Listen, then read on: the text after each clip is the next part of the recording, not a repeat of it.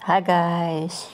I-flex ko lang itong prutas na to. Hindi ko alam kung anong pangalan ng prutas na to, pero wow!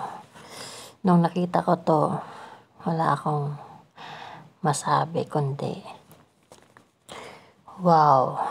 Grabe no? Tingnan nyo guys yung mga prutas na nandito, matatakam ka and may inspire ka na alam mo yung mga pagkain nasa paligid lang natin guys.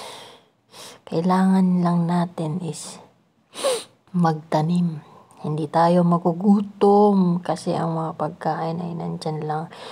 Kusa lang siyang tutubo siya kung magtatanim tayo. So ayan, nakikita nyo is napakayaman ng lupa natin. Isang biyayang galing sa Panginoon. So na-amaze lang ako dito sa mga prutas na to guys. So, kung nagustuhan nyo ang video na to, please share, like. Nakita nyo naman guys, di ba?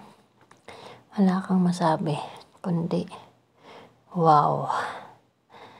So, ano kaya kung mayroon kang ganitong mga prutas sa bakuran mo, di ba? Magugutom ka pa ba?